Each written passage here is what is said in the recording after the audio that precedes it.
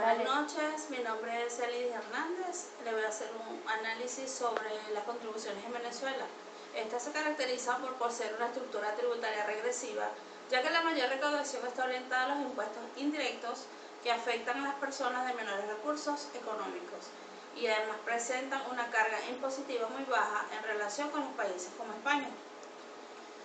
Por otro lado, los ingresos petroleros han disminuido en cierto porcentaje durante el último periodo en relación a los no petroleros, aunque sin embargo existe una mayor dependencia de los mismos, y esto trae como consecuencia un deterioro de los ingresos públicos ante cualquier impacto negativo que originan los factores externos presentes en la economía, y al mismo tiempo una disminución del gasto social.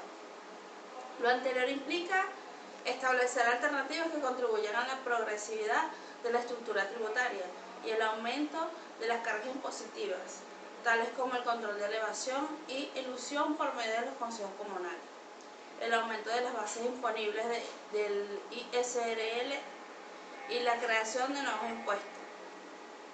Las contribuciones especiales se puede decir que es aquel tributo en virtud del cual un individuo o determinado grupo social percibe un beneficio derivados de la realización de obras, de gastos públicos o de actividades especiales del Estado. Por lo tanto, este tributo se caracteriza por la existencia de un beneficio que puede derivar no solo de la realización de una obra pública, sino también de actividades o servicios estatales especiales destinados a beneficiar a una persona determinada o a ciertos grupos sociales, como así lo establece el artículo 12 del Código Orgánico Tributario. Después tenemos la clasificación de mejoras de SSO o INSE. El primer punto sería las contribuciones que deben hacer patronos y trabajadores. Primero, seguro social obligatorio. Al trabajador le corresponde hacer un aporte mensual del 4% sobre el salario normal.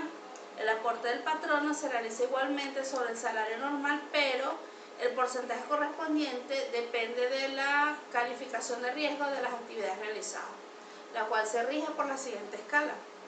Las empresas de riesgo mínimo el 9%, las empresas de riesgo medio 10% y las empresas de riesgo máximo 11%. Después tenemos el segundo punto, que es el Instituto Nacional de Cooperación Educativa, que es el INSE. Este es aquellos patronos que empleen 5 o más trabajadores deben aportar trimestralmente al INSE el 2% total de los sueldos, salarios jornales y remuneraciones de cualquier especie, pagado el personal, las contribuciones del trabajador, es el 0,5% de las utilidades recibidas. Como tercer punto tenemos el régimen prestacional de empleo antiguo o antiguo para forzoso. Al trabajador le corresponde un aporte mensual de 0,5% sobre el salario normal devengado, mientras que el patrono realiza un aporte mensual del 2% del salario normal devengado por cada trabajador. Actualmente esta contribución se hace ante el Instituto Venezolano de los Seguros Sociales, IVSS, pero una vez que se ha creado la Tesorería de Seguridad Social prevista en la NOCIMAD, las contribuciones se harán ante este nuevo organismo. Como cuarto punto tenemos el régimen prestacional de vivienda y hábitat, antigua política habitacional. Al trabajador le corresponde un aporte mensual del 1% de su ingreso total mensual, y el patrono debe cancelar mensualmente el 2% sobre los ingresos totales recibidos por cada trabajador. Estos aportes se realizan en cada una de las cuentas de los trabajadores, en fondo de ahorro obligatorio para la vivienda. Después tenemos las contribuciones a cargo, solamente del patrono. Como primer punto de este subtítulo, tenemos que la Ley Orgánica contra el Tráfico Ilícito y el Consumo de Sustancias Estupefacientes y Psicotrópicas, los patronos que ocupen 50 trabajadores o más deben destinar el 1% de sus ganancias netas anual al programa de prevención integral social contra el tráfico y consumo de drogas ilícitas para sus trabajadores y entorno familiar. De este porcentaje, que es el 0,5%, se destinará a programas de protección integral a favor de los niños, niñas y adolescentes. las personas jurídicas fabricantes de bebidas alcohólicas como el tabaco y sus mezclas, así como los importadores de estas sustancias, están obligados a cancelar el 2% de sus ganancias netas anuales. Como segundo punto tenemos la Ley Orgánica de Prevención, Condiciones y Medio Ambiente del Trabajo, que es la LOXIMAC. En la actualidad solo continúan vigentes las contribuciones establecidas en la Ley de Seguro Social mencionada anteriormente.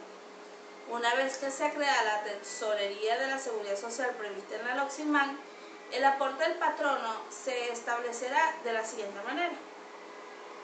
Se multiplicará el total de los salarios por el grado de riesgo que le sea asignado a la empresa, en base a un reglamento especial que aún no se ha dictado, por un factor constante igual a 5,375 dividido entre 10.000, como lo establece el artículo 23 de la Ley Orgánica de Ciencias, Tecnología e Innovación de los aportes, donde dice que los aportes para la ciencia y la tecnología, la innovación y sus aplicaciones provendrán de las personas jurídicas, entendidas privadas o públicas, domiciliadas o no en la República, que realicen actividades económicas del territorio nacional.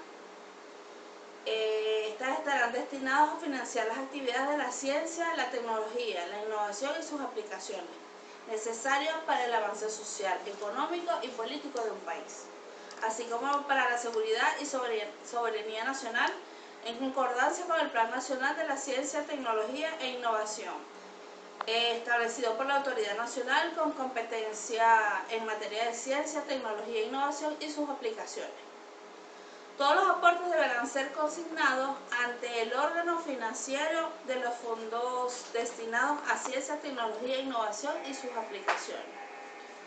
Y la obligación legal no tributaria comprende una sanción, no es obligatoria, por tanto tampoco puede ser parte de ninguna obligación, puesto que la sanción solo existirá en la medida en que el obligado incumpla, es decir, que la sanción se pueda considerar voluntaria en la medida en que el contribuyente obligado decide, mediante el uso de su libre albedrío, no cumplir con sus obligaciones tributarias.